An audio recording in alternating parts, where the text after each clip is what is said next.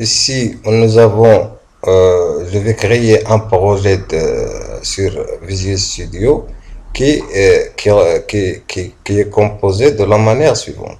On a ici une classe. C'est quoi une classe? Une classe, c'est, on a dit que, c'est-à-dire chaque attribut a des propriétés. Les principales propriétés sont les getters et les setters, c'est-à-dire get et set.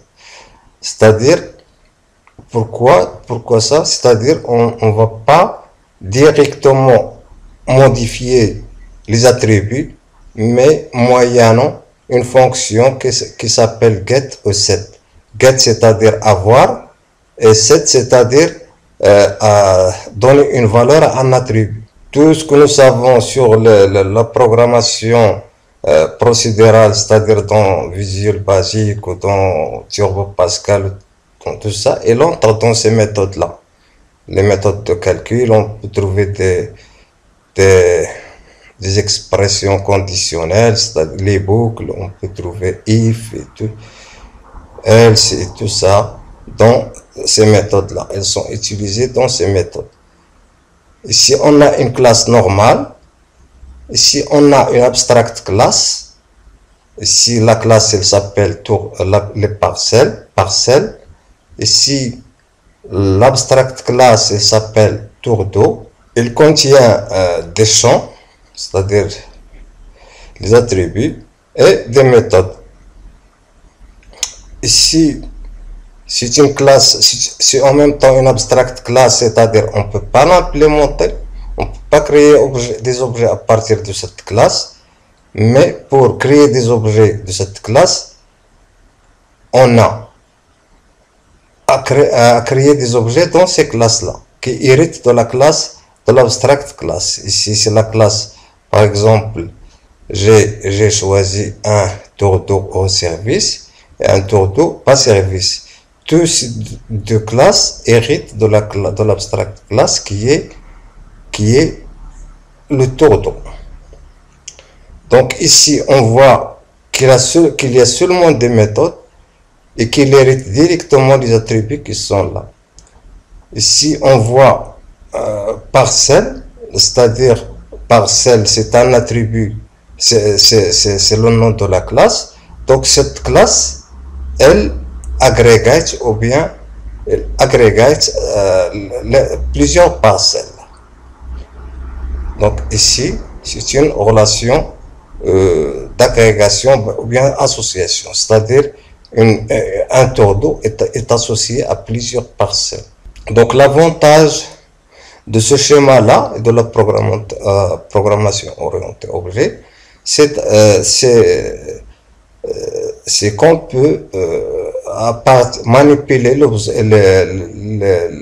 les tables relationnelles, c'est-à-dire le modèle relationnel dans une base de données qui s'appuie sur le langage SQL. On peut manipuler les objets ou bien les attributs par de la programmation orientée objet. Et ça présente plusieurs avantages. Le premier avantage de la programmation orientée objet par rapport à la programmation classique, c'est que on peut diviser les tâches, c'est-à-dire il y a des gens qui sont des architectes, de logiciels architectes, donc l'architecture des logiciels, donc ils s'occupent seulement de la génération des schémas pareil, des schémas UML, pareil. Il y a le développeur qui développe le framework et il y a le programmeur qui programme l'application.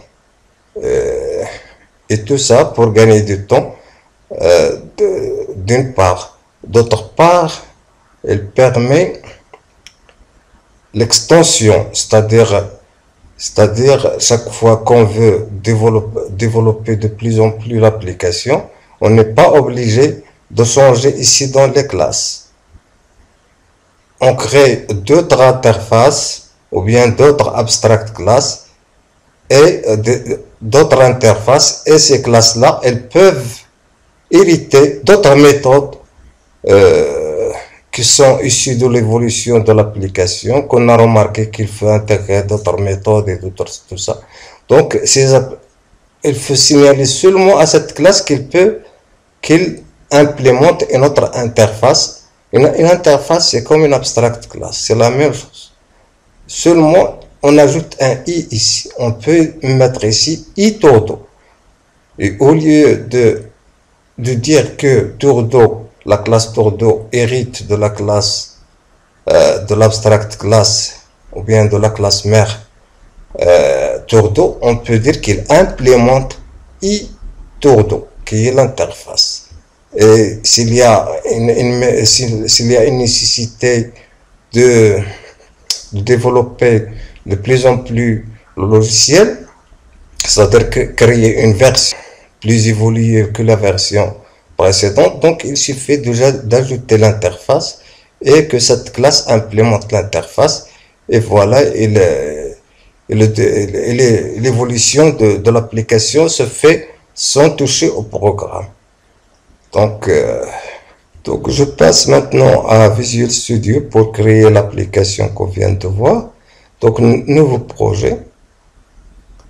Je vais le créer en C# parce que C# est proche de Java, c'est à peu près la même syntaxe, et les classes et tout ça sont plus visibles pour moi que pour mais c'est toujours la même chose, la programmation orientée objet presque unifie tous les langages, seulement la syntaxe qui change. Donc ici je vais l'appeler par exemple Tourdo, AppTourdo, application. Donc ok, je vais choisir console application, c'est-à-dire que je vais exécuter sur la console de Windows. Et par la suite, on peut créer Windows Form Application, c'est-à-dire dans l'interface sans des formulaires. Maintenant, je vais me contenter de créer console application. OK.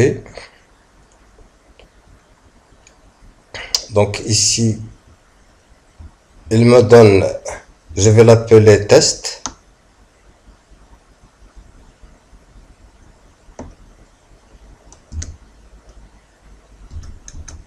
Ça, c'est le programme. Donc, je vais ajouter une classe, add classe. Il me donne ici les choix, classe ou bien interface.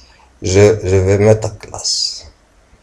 Interface, c'est une classe d'un type un peu différent.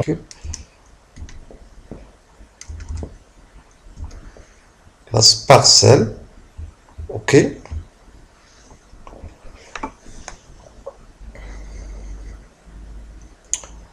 Ici, je vais changer le namespace.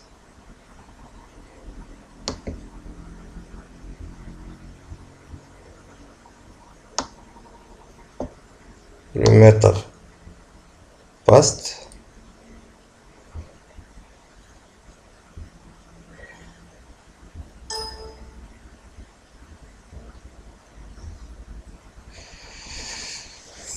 Pourquoi je fais ça? Je fais ça pour vous montrer les packages, c'est-à-dire une autre importance de la programmation orientée objet, c'est-à-dire le travail que quelqu'un a fait peut constituer une librairie que d'autres gens peuvent. Ici, on voit using system text. Ça, c'est un framework, c'est-à-dire c'est une librairie qui a été développée et qu'on intègre et qui l'intègre automatiquement dans nos programmes. Ici, on voit système collection générique, c'est tout ce qui concerne les collections, c'est-à-dire les vecteurs, la notion de vecteur ou de matrice, de tableau et tout ça. De toutes ces choses-là sont déjà programmées dans ces frameworks, dans ces librairies. Donc pour moi, donc classe parcelle, donc j'ai créé, c'est déjà un numéro quelconque. Private, ici, il faut que je déclare le type de données, c'est-à-dire int, c'est-à-dire un entier, numéro. Donc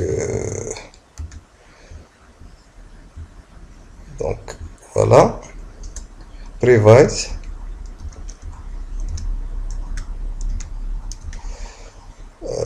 déjà il met ici, private, quoi, private, durée, non c'est pas durée, donc numéro, je vais aller texte, donc string,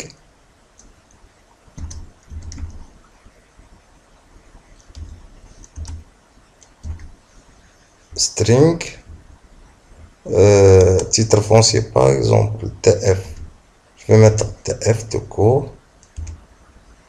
Ça se termine comme en Java avec point virgule. Chaque expression se termine par un point virgule. Ici, private, c'est ce qu'on appelle l'encapsulation, c'est-à-dire encapsulé. C'est-à-dire, c'est un concept de la programmation objet, orienté objet, c'est-à-dire on ne nous donne pas la main à quelqu'un de changer directement nos données. On peut dire ça. On peut dire aussi qu'on donne à l'utilisateur, selon le type d'utilisateur, on peut donner des rôles, c'est-à-dire des règles. Par exemple, l'administrateur il peut changer, il peut afficher, il peut changer les données. Par contre, quelqu'un qui consulte seulement, on va pas lui donner la main de changer, mais seulement de consulter. Et tout ça, donc tous ces privilèges viennent de cette encapsulation des attributs. Donc les attributs ici sont encapsulés. Je continue comme ça. C'est une fonction qui s'appelle les getters et les setters afin de ne pas avoir un accès direct. C'est-à-dire on peut commander l'accès à ces données. C'est-à-dire on peut soit donner à quelqu'un l'autorisation d'accéder, c'est-à-dire de read write, c'est-à-dire lire et écrire les données, ou bien seulement read ou bien write only. Donc ici c'est encapsulate field. Donc si je vois ici, je peux mettre tout pour les deux. Il va mettre les getters et les setters pour les deux. Il me demande est-ce que seulement pour la propriété name, numéro. Je lui dis oui.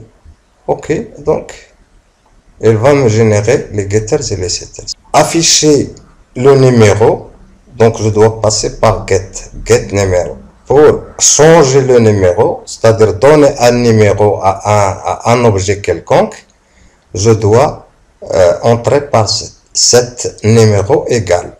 Numéro, et je donne value. Donc, et ainsi de suite. Je fais la même chose ici. Pour ce, donc ici, refactor, encapsulate field. J'ai pas mis all pour que, donc il va faire ça. Ce sont les getters, ça ce sont les attributs. Private int numéro, private string titre foncier, c'est-à-dire le titre foncier, je veux c'est en format texte, titre foncier numéro. Donc il faut bien faire attention au ajouter. Donc je suis ici sur le même niveau, c'est-à-dire ici sur le niveau classe, ici c'est le niveau namespace, ici c'est le niveau des attributs. Donc ici donc je mets entrée private. Donc par exemple je mets ici titre foncier, donc superficie, je vais mettre double, private private double, sub hectare. hectares. Je vais donner ici point virgule. Ainsi de suite jusqu'à ce que je termine. Voilà, ici j'ai tous les champs. J'ai private double durée en heure, la durée de l'irrigation en heure, double, c'est-à-dire il peut contenir des virgules. J'ai choisi en heure, on peut choisir en secondes, bien de toute façon, c'est un exemple. Public double ici, ce sont les getters et les setters, superficie hectare, volume en mètres cubes, le volume consommé pendant l'irrigation. Voilà les getters et les setters du volume. Et ici, il signale une erreur.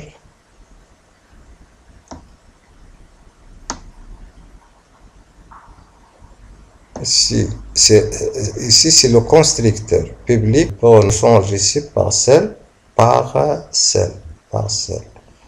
Donc, parcelle. C'est bon. Donc, ça marche. Ici, la classe parcelle. A changé la classe parcelle. C'est bon. Donc, c'est bon. Ici, c'est le constructeur. On l'appelle constructeur. Comment on reconnaît le constructeur? On reconnaît le constructeur, il porte le même nom que la classe. C'est-à-dire, on peut ajouter un autre constructeur, un constructeur sans paramètre. Par exemple, ici, je peux ajouter public paramètre.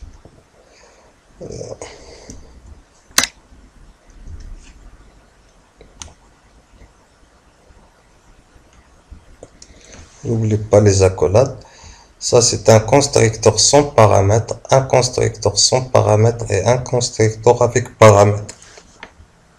C'est-à-dire, je peux construire une parcelle sans donner aucun paramètre. Construire un objet. Je peux instancier un objet en donnant tous les paramètres. C'est-à-dire, on va voir ça par la suite. Donc, ici, pour construire ou bien pour instancier, on dit instancier ou bien construire, c'est la même chose. Ou bien pour créer une instance. Une instance, c'est-à-dire un objet parcelle. Pour créer une parcelle, je suis obligé de donner un numéro, de donner un titre foncier, de donner un débit à la parcelle, de donner une durée et de donner une superficie. Lorsque je donne tous ces éléments-là, volume mètre cube, je peux mettre public, parcelle, et je donne ces éléments-là. New parcelle, par exemple, il va créer une parcelle. Donc ici, on instancie les différents paramètres, 10 numéros égale numéro, 10 titres fonciers, ça c'est le constructeur. Ça, c'est le constructeur. C'est lui on dit que une classe, c'est une fabrique. Il fabrique des objets. Donc, il fabrique des objets de même type. Le type, ici, il fabrique des objets de type parcelle qui ont les paramètres suivants, qui sont les attributs. Je donne int parce que les débits sont généralement 30, 60 litres par seconde, donc pas de souci, donc il n'y aura pas de virgule. Mais s'il y a des virgules, il faut les mettre en double. Int.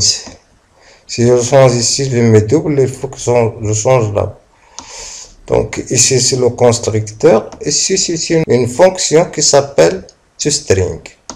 C'est-à-dire, pour afficher quelque chose, il faut le programme d'afficher un double, il n'affiche pas un double. Donc, pour l'affichage, tous les affichages qu'il affiche, ce sont des textes. Donc, il affiche l'affichage est sous format texte. Donc, ce qui fait, si on veut afficher, par exemple, ici numéro,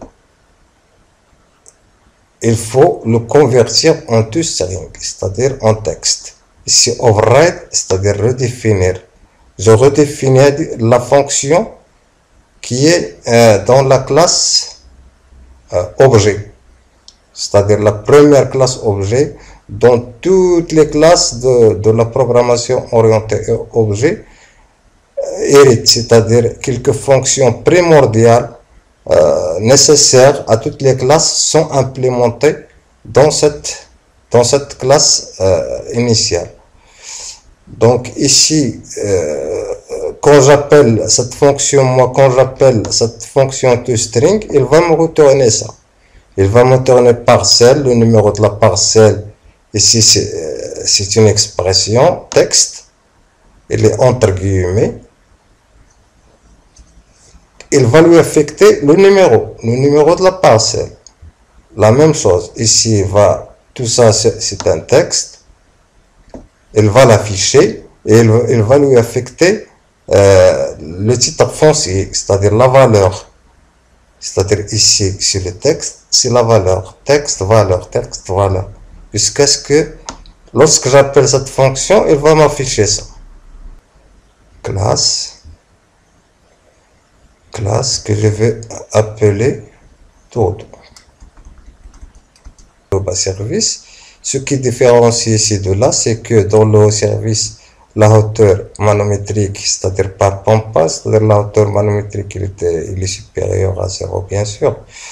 Ici, la hauteur manométrique n'a pas de sens dans le bas. Donc, pour distinguer entre... donc, ici, ne doit pas être privé, c'est-à-dire on ne va pas protéger, on ne va pas verrouiller l'accès à ces attributs, mais on va les protéger. On va les protéger par un mot-clé qui s'appelle protected. Protected, double and protected. Je vais mettre là. And HMT. Bien double. Double. Et pas la hauteur manométrique, bien sûr. Il faut contenir des virgules. Ici, je vais créer l'association. Donc, c'est-à-dire, ici, il me faut des parcelles, plusieurs parcelles à l'intérieur d'un tour d'eau. C'est-à-dire, un tour d'eau, il concerne des parcelles. Donc, il faut que j'intègre les parcelles à l'intérieur du tour d'eau. Donc, comment? Donc, comme ça, donc, protected aussi, protected. C'est-à-dire, protected, il veut dire que seules les classes qui dérivent de cette classe mère, qui est un abstract class, peuvent hériter, ou bien peuvent hériter directement ces attributs-là. Les classes dérivées, c'est-à-dire ici, cette classe tour de bas service et tour de haut service, ils peuvent utiliser ces attributs. Mais cette classe-là, elle ne peut pas utiliser parce qu'il ne dérive pas de cette classe. Donc, c'est ça la signification. Il y a trois qualificateurs. Il y a private, public et protected.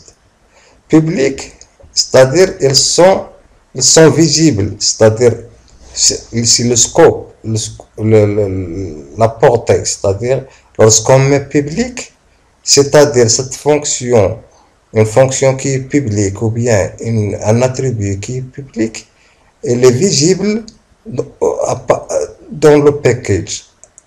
Chaque classe ou bien chaque classe qui est dans le même package, elle peut utiliser, si je mets par exemple public ici, double HMT, donc toutes les classes qui sont à l'intérieur de cette librairie, ils peuvent accéder à cet attribut. Si je mets private, seule la classe,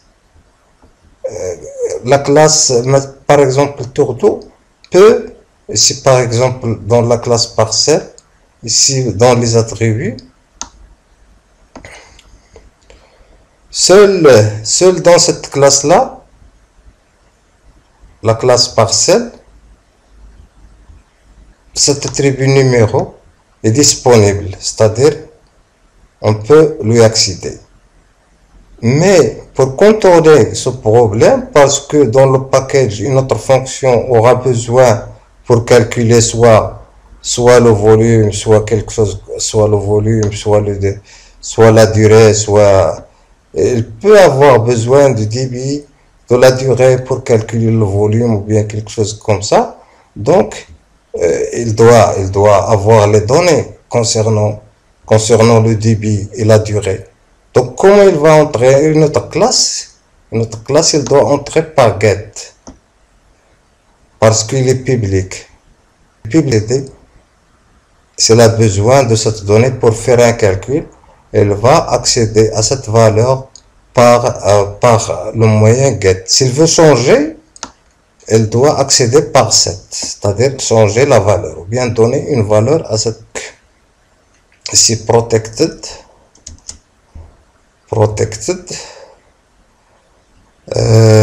list. Donc maintenant je vais créer, c'est ça les collections, liste parcelle. Donc c'est toujours la classe, ce sont les objets parcelles. Cette liste, il contient des objets parcelles, c'est pas seulement un attribut. La liste des parcelles que je vais appeler parcelles, pluriel, parcelles,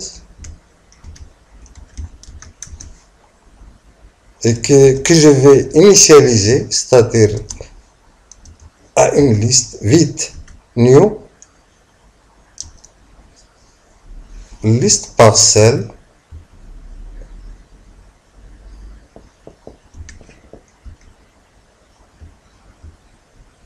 et le point virgule. Voilà, j'ai créé la liste. Donc il reste de définir un constructeur, c'est-à-dire qui peut me construire un tour d'eau, c'est-à-dire j'ai besoin d'un tour de 1, tour de 2, 3, 4, donc chaque mois, ou bien chaque 15 jours, ou bien chaque 20 jours. Donc chaque fois, je vais créer un tour d'eau qui contient des parcelles bien définies. Donc pour cela, donc je mets public, c'est toujours public.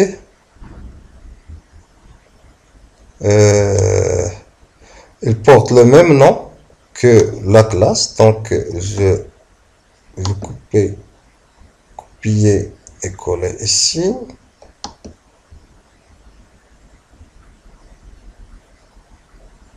HMT ou bien seulement H. Je vais donner seulement H, je vais voir. C'est pas bon. This H.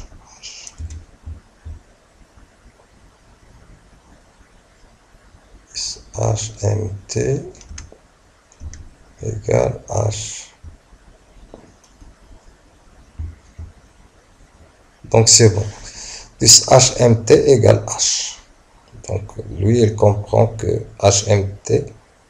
Donc lorsque je lui donne H, il comprend que c'est HMT. Je vais changer seulement, je peux écrire tout simplement HMT ici, quelque chose qui contient une virgule. Je vais retourner un double, je vais l'appeler redevance. Redevance. Et je la laisse vide. Ici, je vais, parce qu'on ne peut pas instancier dans cette classe, donc il faut que je la qualifie d'abstract. Abstract. Donc si je reviens ici.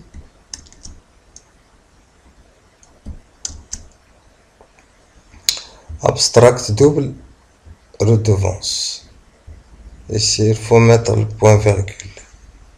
Ici, c'est pas, je ne vais pas l'implémenter. Je vais laisser cette classe jusqu'à la fin. Donc ici, il me faut définir certaines méthodes. Add parcelle pour ajouter une parcelle à un tour d'eau. Donc il faut que je définisse une méthode qui s'appelle add parcelle, donc public, je vais lui donner comme argument une parcelle, un objet, parcelle. Maintenant, il reconnaît que je vais ajouter une parcelle que je vais appeler P. Appeler la collection parcelles que j'ai définie dans la liste tout à l'heure. Parcelles, il la reconnaît ici. Je vais donc add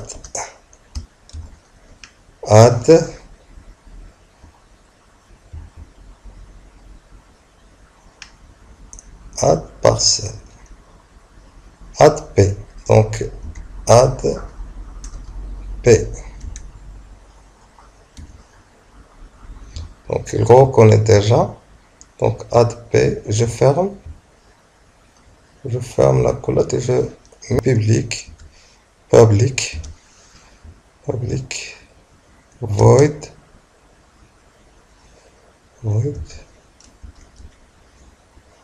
donc il ne va rien retourner. Quand la fonction ne retourne rien, on met void. Je dis, comment il s'appelle déjà? Il s'appelle getVolume ou bien, pas très clair, getVolume parcelle. Donc j'ouvre, qu'est-ce que je vais lui donner? Je vais lui donner int numéro,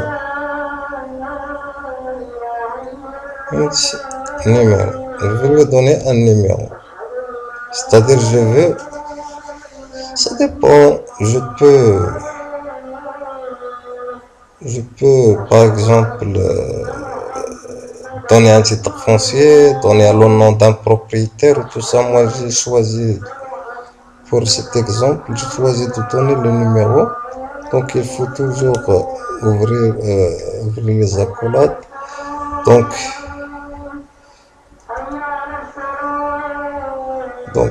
ici, il faut que, donc qu'est-ce que pour chaque parcelle, je vais lui donner un numéro. Il faut qu'il cherche dans la collection que j'ai tout à l'heure, la collection des parcelles, qui est une liste des parcelles qui sont à l'intérieur de cette collection, c'est-à-dire à l'intérieur de cette liste. Il va faire une boucle et chercher où se trouve le numéro que j'ai donné pour qu'il m'affiche le volume de cette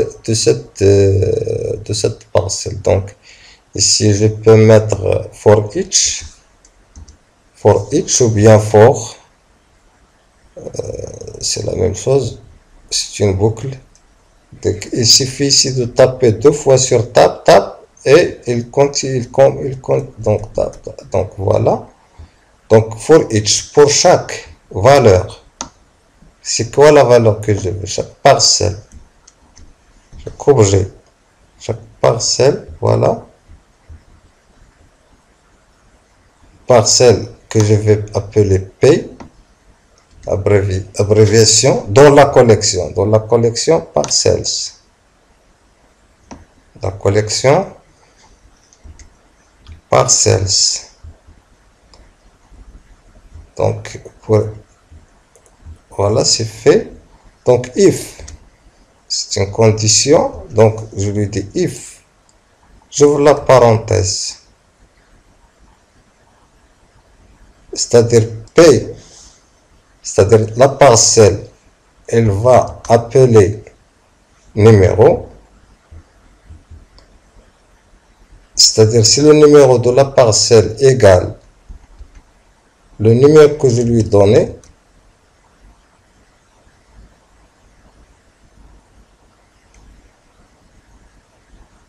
égale le numéro que je lui ai donné, qu'est-ce qu'elle va faire? Je vais mettre console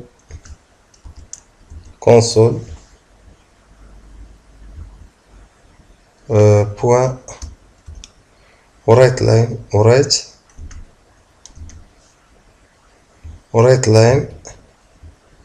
qu'est-ce que qu'est-ce qu'il va me donner? Donc, il va me donner le volume, par exemple. Le volume.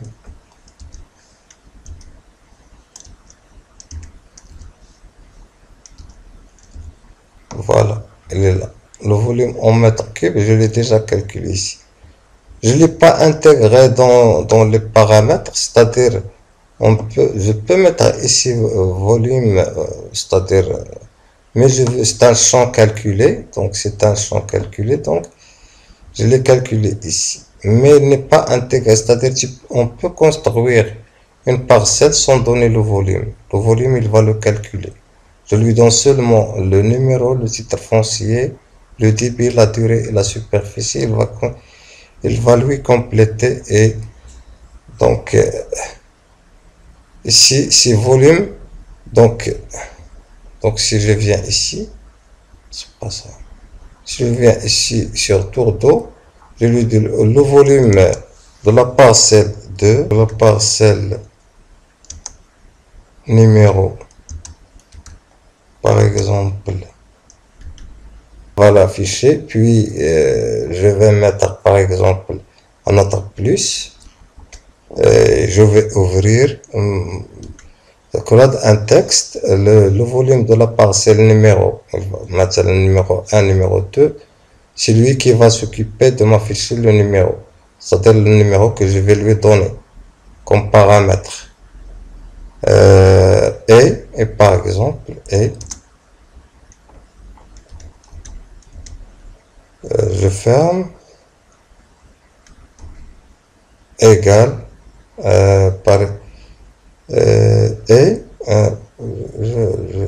je mets ici deux points par exemple,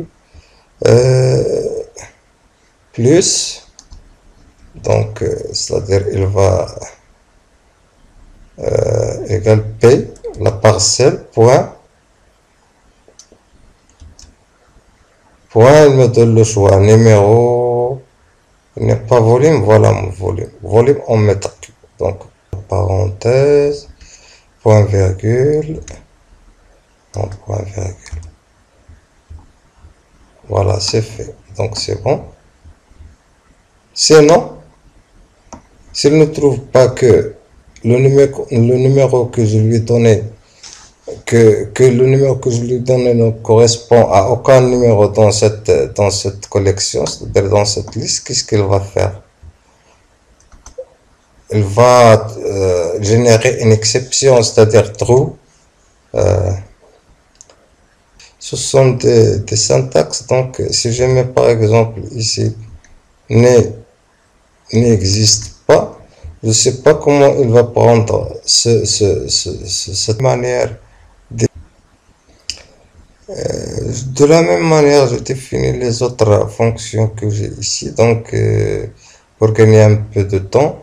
Donc on a défini get volume parcelle, get add parcelle. Donc on va ajouter les autres. Donc ici, on a bien sûr défini le constructeur dès le départ.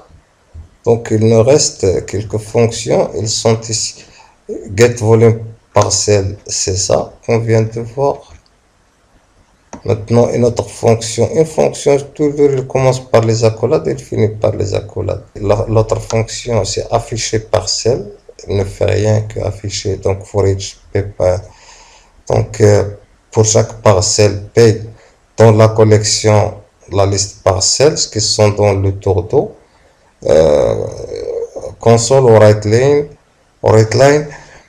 P, c'est-à-dire j'appelle l'objet parcelle que j'ai créé, toString, il appelle la fonction que j'ai dans parcelle, cette fonction toString, parce que for each parcelle P une parcelle, donc il comprend lui ce P. Donc, il prend le P et il appelle la fonction toString. Pour l'affichage, on a dit qu'on ne peut pas afficher des choses qui ne sont pas des textes. L'affichage, c'est du texte. Donc, chaque chose qu'on doit afficher, on doit la transformer en texte. Donc toString, il transforme les doubles, les entiers, tout ça, en texte. Quand il s'agit d'un texte proprement dit, on le met entre guillemets, double guillemets, et il prend cette phrase-là, elle ne fait aucun changement et elle la pose. Et elle l'affiche. Donc ici, ça c'est une fonction qui retourne quelque chose. C'est pas void, mais elle retourne une parcelle. Voilà. Ça c'est un exemple très important. L'objet parcelle qu'on a créé, il nous retourne un objet du type parcelle qu'on a créé, du type de cette classe-là, qui a ces paramètres-là. On veut consulter une parcelle, c'est-à-dire il faut qu'il nous retourne une parcelle. Donc on lui donne le numéro. On lui donne le numéro de la parcelle qu'on veut. Et lui, il va chercher toujours pareil, il va chercher dans la collection, dans la liste, et elle va, if p, il va appeler la parcelle, c'est-à-dire il va boucler la liste. Et chaque fois, il va comparer le numéro qu'on lui a donné au numéro de chaque parcelle qui se trouve dans la liste. S'il la trouve, il nous retourne P. S'il ne la trouve pas, il nous retourne nul. Ou bien, true new exception, on peut mettre les deux. Parcelle introuvable, c'est mieux de mettre celle-là. Je vais commenter celle-là. Lorsque je mets deux traits comme ça, à part cela, c'est commenter.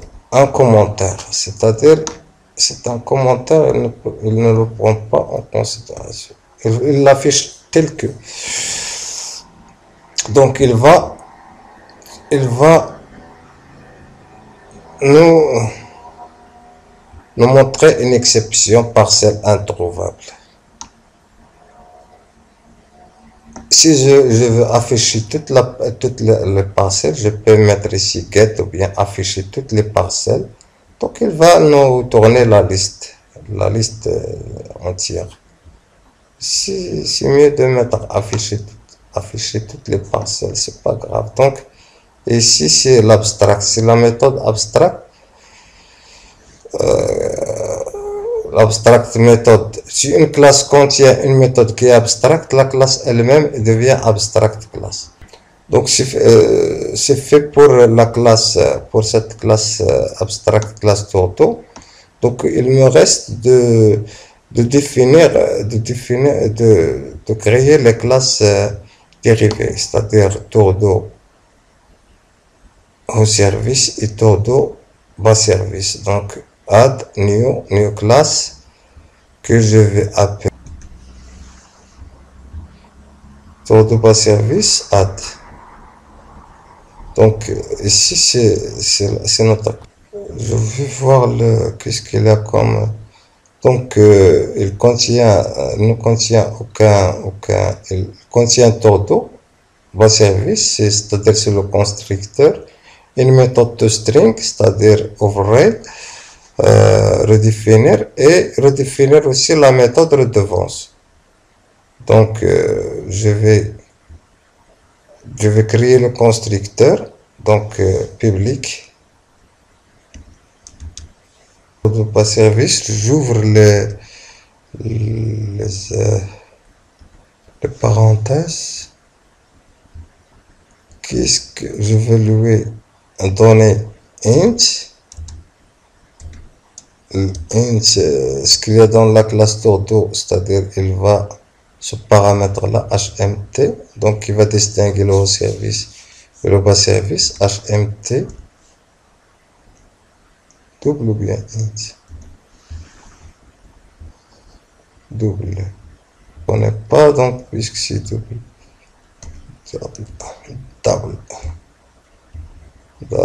hmt, et pour dire que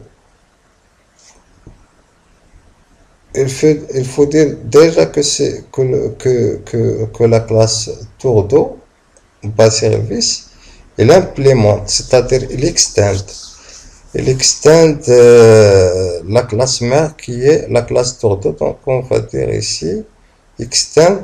Est-ce qu'il peut m'aider? Non, non, non, non. Extend Tordo. Donc je mets les points tour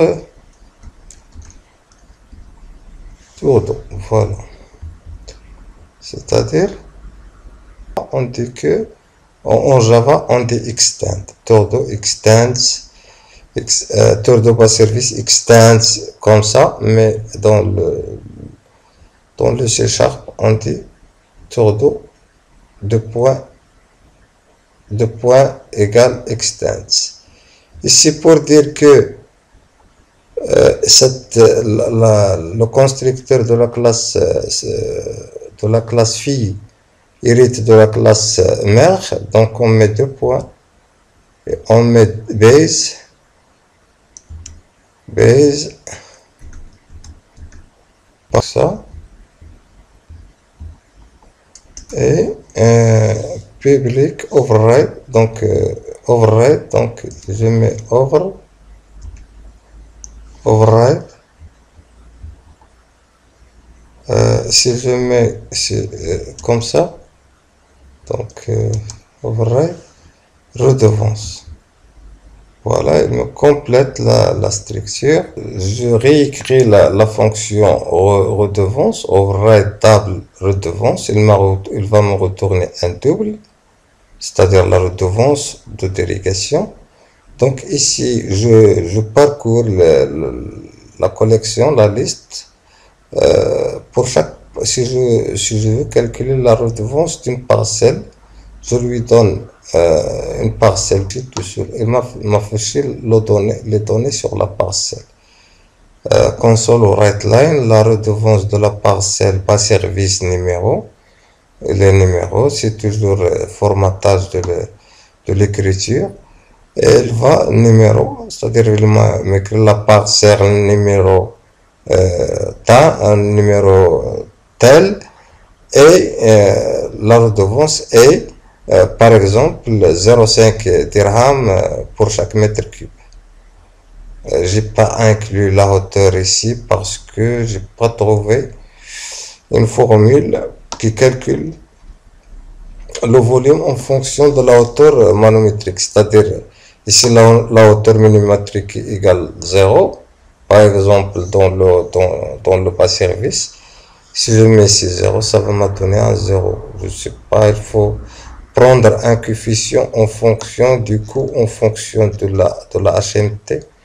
J'ai pas calculé cette formule, donc j'ai tout simplement mentionné la hauteur manométrique pour distinguer entre le haut service et le bas service. Donc save, je vais enregistrer ça.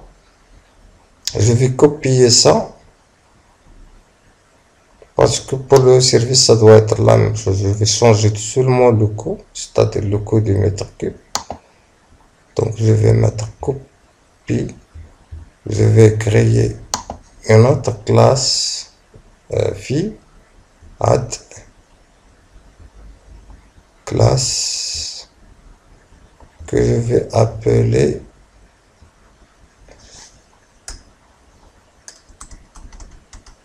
Tordo bas service, tour au service. Service, ok.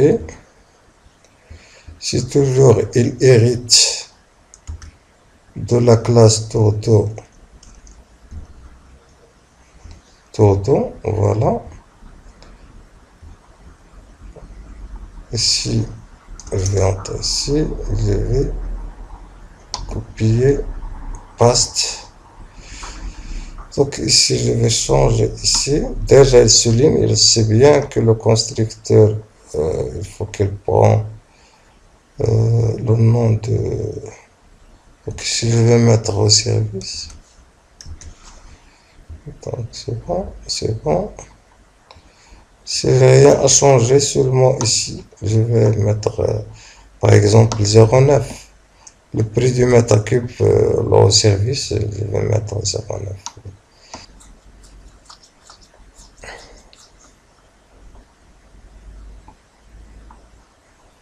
je vais créer un tour d'eau. Donc, je vais créer un tour d'eau. Donc, maintenant, cet objet-là qui s'appelle tour d'eau numéro 1, je ne sais pas, qui commence du 1er janvier au 15 janvier, est créé. Il s'appelle TE1. Donc, TE1, j'appelle l'objet que j'ai créé TE1. Je mets add. Lorsque je mets point, il me donne l'ensemble des fonctions que j'ai créées. Add parcelle. Je veux ajouter une parcelle à ce tour d'eau. Donc, parenthèse. Donc, maintenant, c'est pas P. Donc, il faut que donc, le numéro, par exemple, int. Donc, j'ai complété ça. Donc, parcelle, add parcelle, new parcelle. Donc, j'appelle la fonction parcelle. J'ajoute une nouvelle parcelle. Je lui donne les paramètres. 1, c'est le numéro, le titre foncier, puisqu'il est string, donc il est entre. Le débit, c'est 30. La durée, c'est 6 heures. Et je mets point 0 pour indiquer qu'il est double. Et ici, c'est double aussi, c'est la superficie en hectares. Donc, je vais ajouter une autre parcelle. C'est toujours la même chose. Donc, copier, copie. Ici, coller.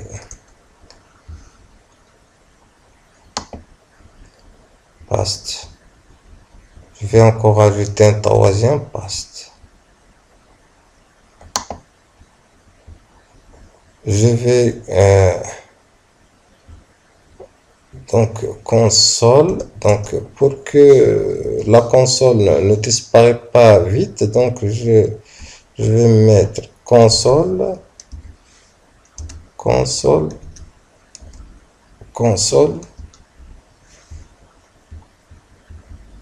point readline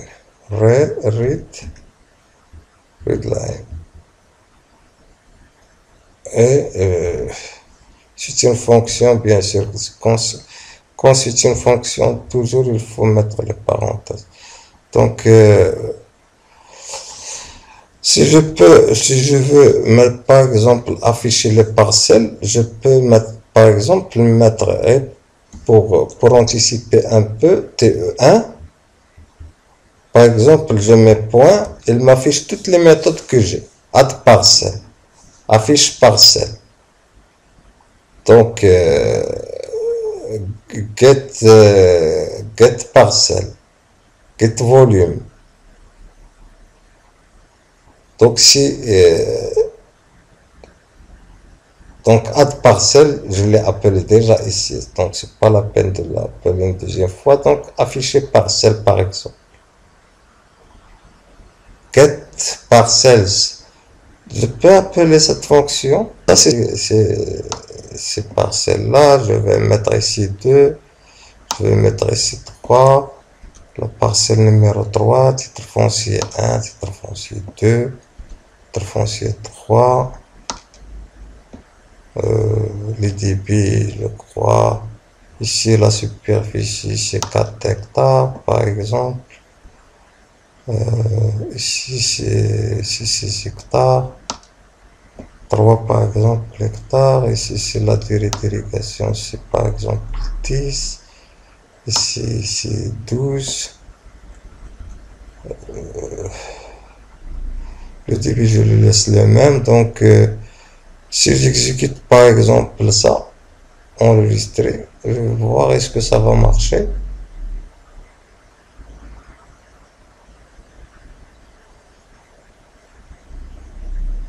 Donc, c'est pas la peine. Comment elle appelle? Ah, il a changé tous les namespaces. Donc, il a changé automatiquement les namespaces. Et là, l'objet appelle la méthode addParcel, newParcel, et elle donne les attributs ou bien les arguments de la parcelle, c'est-à-dire numéro, titre foncier, débit, comme on a vu dans le constructeur de parcelle. Ici, le constructeur de la parcelle. Pour construire une parcelle ou pour ajouter une parcelle, il faut passer par ça. Il faut entrer ces arguments, ces paramètres. Donc voilà, donc c'est ça les arguments. Donc une fois que j'ai introduit ici 3 parcelles dans le tour 1, dans le tour 1 qui est un tour bas service, donc voilà, et un tour d'eau qui est tour haut service, que j'ai instancié comme un tour de haut service. J'ai donné une hauteur manométrique 120, c'est un peu trop. Donc, dans 30, 40 mètres. Donc, c'est pas important c'est pas significatif parce que j'ai pas introduit la hauteur manométrique dans le calcul de la redevance. Donc, ici, un tour d'eau, j'ai appelé le tour d'eau au service TE2. Donc, j'ai ajouté de la même manière des parcelles, 5, 6, 7, et les débits. J'ai pris exprès ici la parcelle 5, c'est comme la parcelle, par exemple, 1. Pour comparer si le prix varie entre, c'est-à-dire la redevance varie entre. Ici, j'ai appelé, c'est une fonction qui, c'est un séparateur, ici qui va séparer, il va afficher en premier les parcelles du tour 1, il va afficher les parcelles du tour 2, il va appeler la méthode du string, puisque c'est affiché, parcelle. Donc ici, il va un séparateur redevance, et il va afficher le tour 1, et la redevance du tour 1 et la redevance du tour de la parcelle 1 et de la parcelle 1 et de la parcelle 5, par exemple, pour voir la différence. Donc ici, j'enregistre et j'exécute. Voilà, il me donne, donc ici, il faut agrandir un peu ça.